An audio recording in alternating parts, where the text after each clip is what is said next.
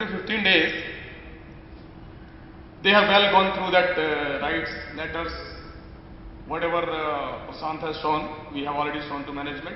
But after that dharna, they have understood, they have tried to understand, or somehow they get understood also. Yes, it is to be resolved. So this is what we have got by that time. Yes, it is to be resolved within 2 or 3 months. So you have proved your existence, but now question is of our rights. So this hunger fast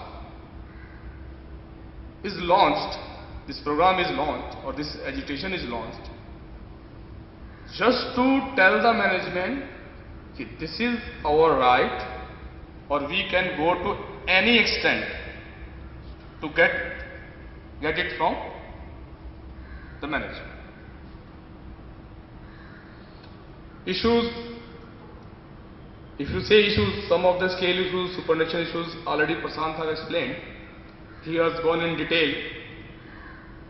So I don't go in that much detail, but simply I tell you that a big injustice is being done to you. Then you have to, or rather I will say we have to retaliate with full might. Unless we won't fight, will not retaliate, will not make agitations, dharna, protest, or we won't attract the attention of the management, or I say government of India and other dignitaries toward this issue, these are not going to be fulfilled. That's why we have came to conclusion that we have to hold a hunger fast, and so that we will be able to get a proper attention and third party intervention in that. Because somehow board members, including CMD, they are convinced issues are genuine, issues are right, but company is in loss. So from this platform, I am going to question, if his company is strained, then why it is strained for just for 10% people? Why it is not strained for all? If it is strained, why the salary or scale or basic pay of my JTO is being reduced, not the board members, not the higher authorities, not the absorbed officers? Why my JTO? Why my JOs? Why their salary is being deducted? If company is strained, then it should be strained for all. If it is in loss, it is loss for all. Why those people who are working honestly, dedicatedly for the benefit of our bread and butter company, BSNL. That is a simple funda. Our strength is hardly 10 to 12,000, including JTOs, JOs, and some other small percentage is there, but some other cadres are also there. Their wage bill is just the 10% of the wage bill of the company, total wage bill of the company. So all are happy, all are getting a good salary which is comparable, or I say which is very much higher than the company which is of this size. In this scenario, what say they are saying this loss making. So why our people should suffer? Why their salary should be cut? Because we are less in numbers, because we are honest towards our work, because we are educated and we don't want to come on the streets, because we are thinking of BSNL, because we are thinking of country, because we are thinking of the telecommunication services of the government of India. This is the reason. So to raise these questions, we have decided to go on fast. We tell the people, see, these 10,000 people who are running the company, they are running the show, their pays is automatically get deducted or get reduced, not in comparison of with his colleague, but with himself. After the revision of the pay, where almost 2,70,000 people, including 33,000 executives, pay is raised in a tune of 30 to 40%. And one my Aigetoa who recently joined, and his pay bill is hardly 2%. His pay is being reduced by 5 to 6,000, and nobody is bothering about it. Nobody is listening. We have written so many letters, hundreds of letters. Sahuji has written. They are not bothering about it. These are the things which force us to come on the street. Because if we not going to fight for our right, then nobody will come here for fight for us. You already see, we are in less number in 2001 when the scales were fixed, scales were finalized for the BSNL. We have been recruited at a scale of 6,500, and at that time, if you say IDS scales and CDS scales, we have been recruited in CDS scales, specifically in 2001 batch, which is of 6,500. An equivalent scale of that in IDA is 10,750. That is equal, but it is not given to us. MTNL people, same hierarchy, same scale, they are getting equal. We questioned that.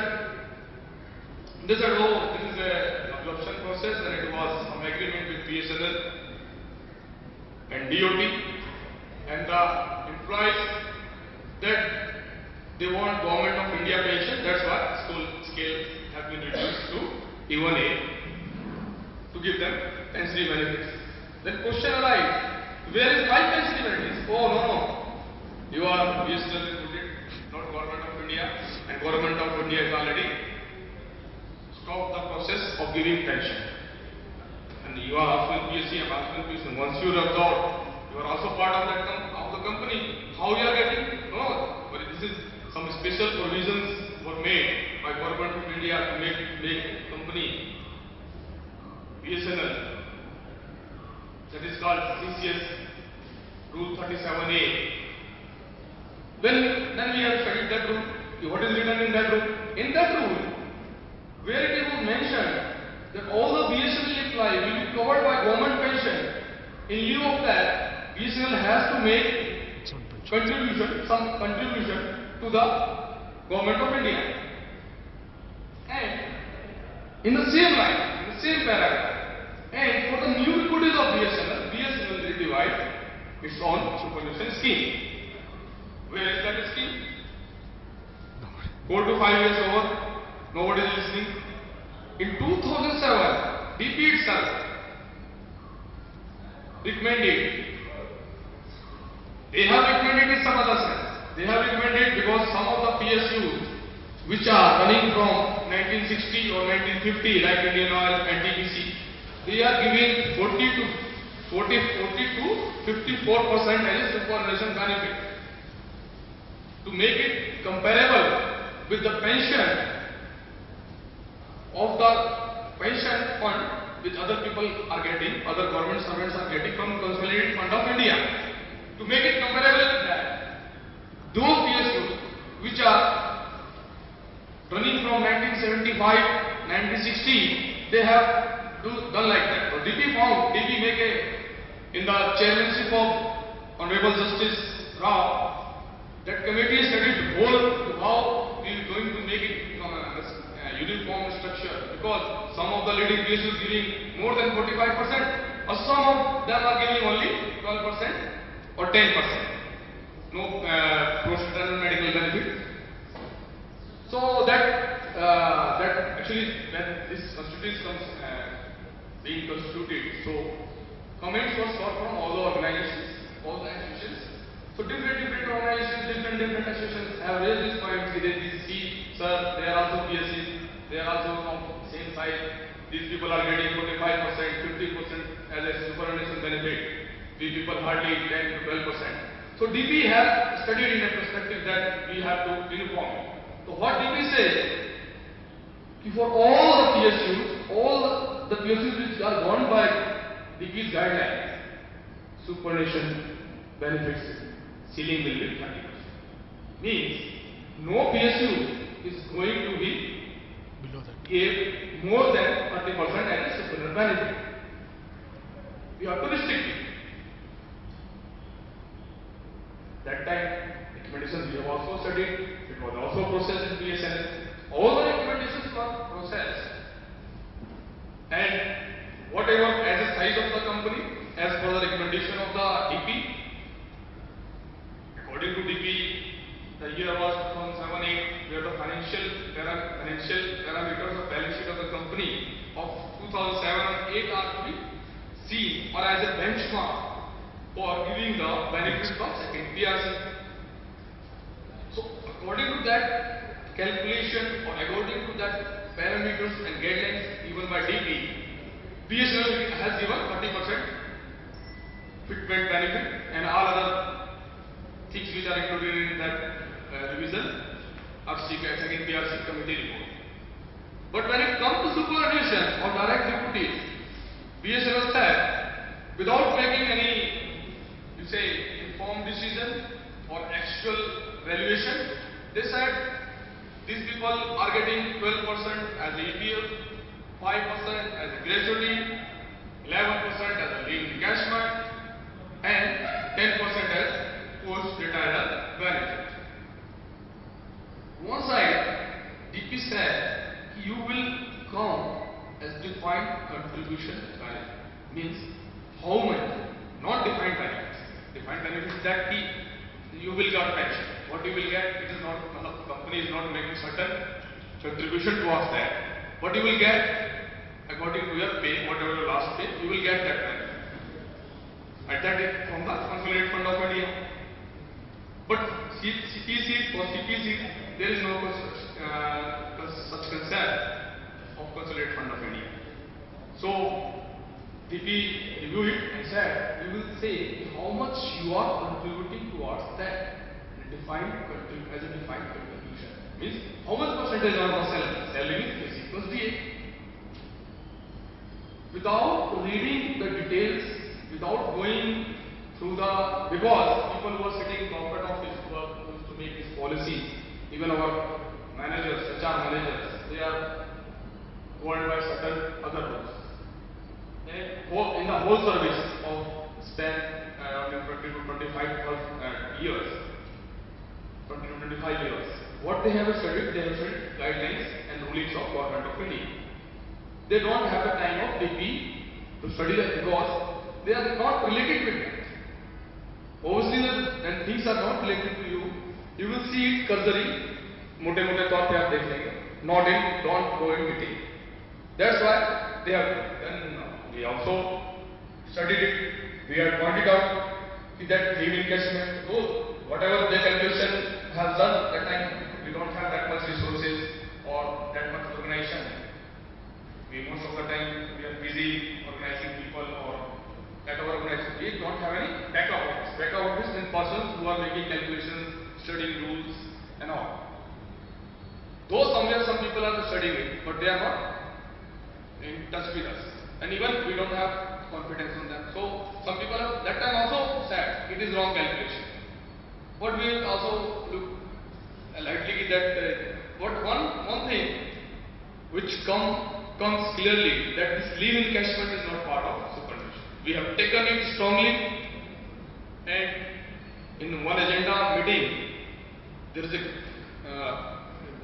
one very good discussion on that. It's chaired by CMD Sri Udip Goyalji. So he's taken a decision, okay, if contention is that, then who will tell if this leave encashment is part of superannuation benefit or not? Because he is agreed, yes, superannuation it should be there, pension it should be there. If DP is saying, or it goes without saying that most of the people, when BSNL is able to contribute for their pension, why not these people? So, he's taken a liberal view, yes. So, one agreement was reached.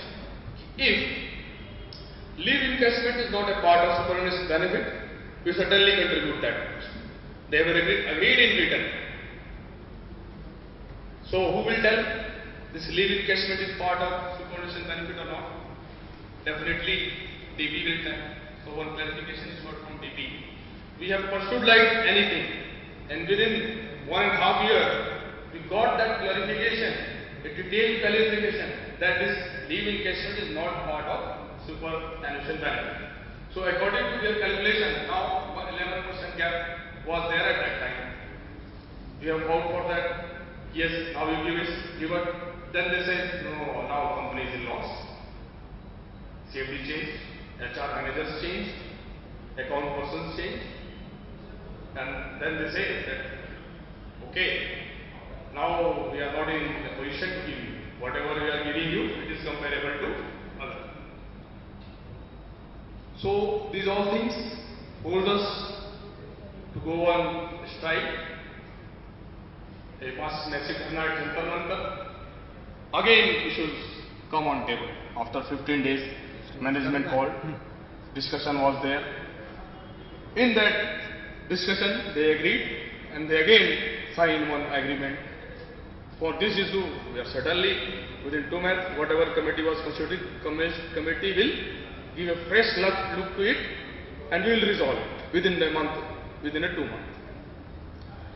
So what committee is done in that 2 months?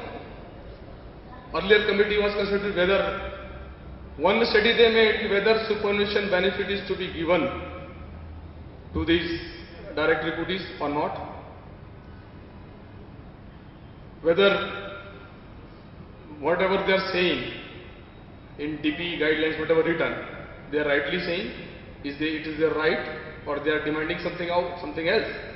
Committee found that yes, their demand is genuine. Yes, there is gap of 12%.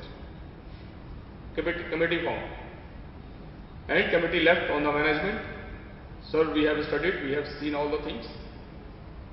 Their demanded downward, superannuation is to be given to them. This recommendation committee have given and it is submitted to the management. Now, management studied it. Okay, if it is to be given, then how much? Again, constitute a committee who will decide how much to be given. Though there is no question, if it is 12% gap, it is to be fulfilled. It is to be implemented in totality. Because I work in a Schedule A PSU, which has a turnover, today's turnover is 26,000 crores. So nowhere is a question it should be less than 12%. Committee, I don't know on which, due to in the influence of some negative element in the corporate office or in the influence of some people who make hypothetical calculation, committee recommended 2%. Again, this report gone to CMD. Before that, we have come to know that committee is doing like that. They are recommending 2%. We have questioned that calculation. How you find it? It is 2%. It should be 12%. It must be 12%. If you want there, we again protest for it. Then again, already message is gone to CMD through our letters, through our discussions. Our General Secretary Ravi Silvermaji, 2 or 4 times he met CMD. He told CMD that the committee is going this way. You kindly see. It is not fair and it is a complete discrimination, injustice to us.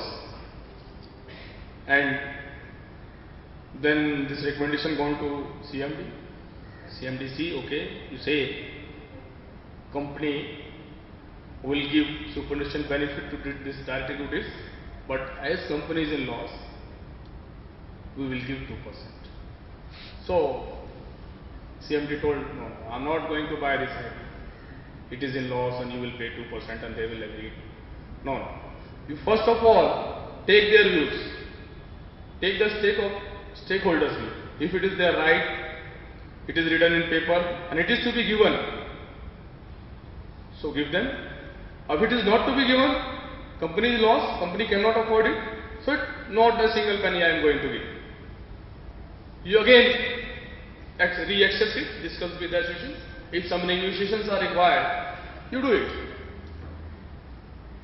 So one of the element, negative element, recalculated it some fancy grounds he has made. EPF, in the EPF we are already contributing that much. One person has a corpus of 1 crore 80 lakh at the time of retirement, and that benefit is a much higher than the benefit other people are getting. He's come with the presentation fully prepared. He not only called the Aigetoa, what he has done, he's called all the associations and unions for a presentation on superannuation benefit. I don't know what is in mind. When he come make that presentation, then we able to understand that what he want to do. Actually, he has come with some plan, master plan, that I will explain in a way that all other people who are somehow supporting our demand, yes, it should be 12%. What I will do, I will make the calculation in such a way that I will prove that these people are getting much higher than you. What you are getting, in comparison of that, these people are getting much higher money at the time of retirement, and they will be opposite to us, and again it will be easy for us to ignore them, and we will crush the demand. And then I will say, okay, these people are working, and in a benevolent way management is thinking about them and will give them 2%.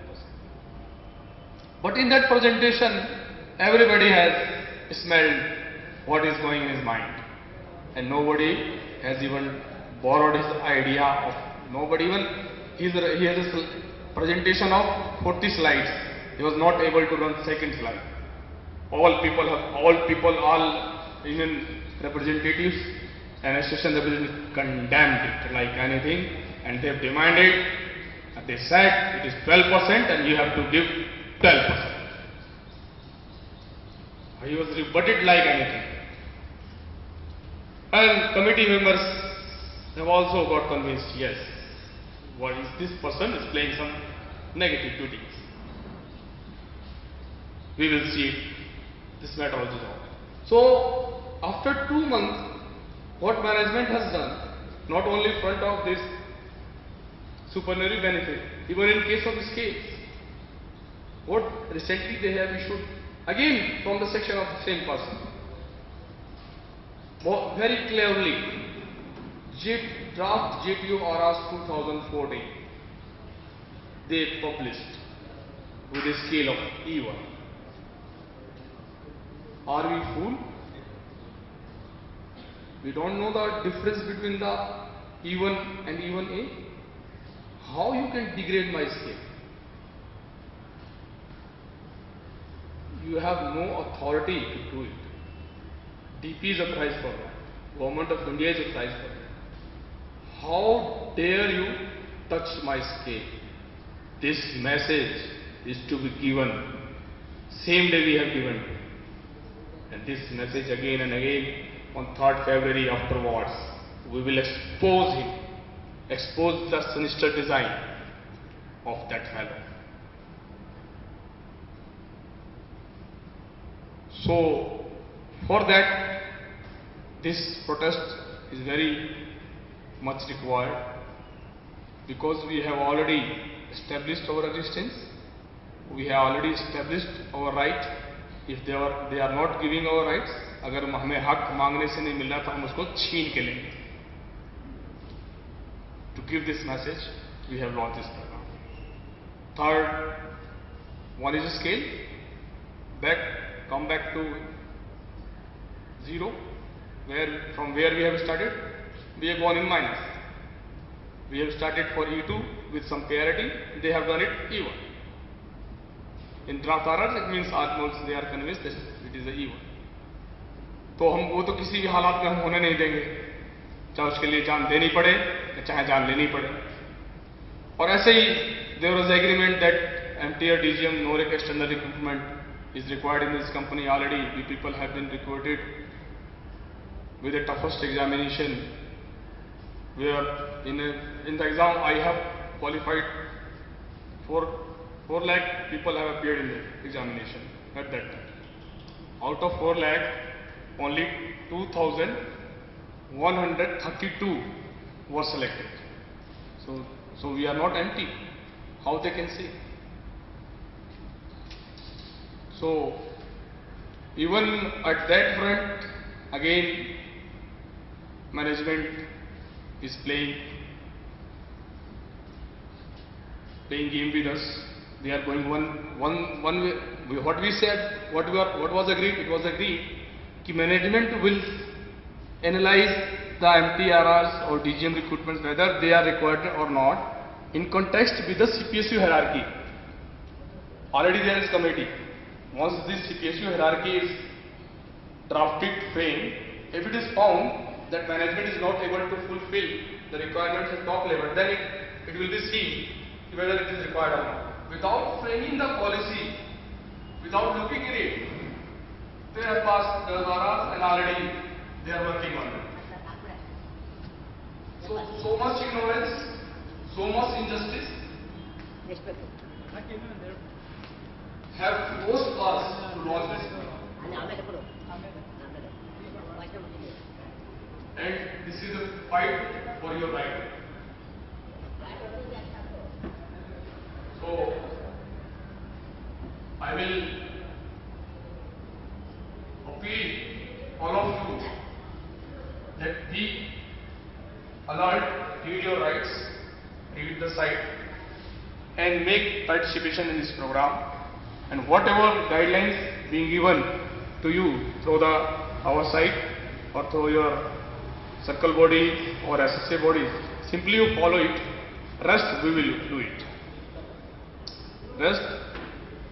So we 10 to 30 people are sitting on third on hunger fast.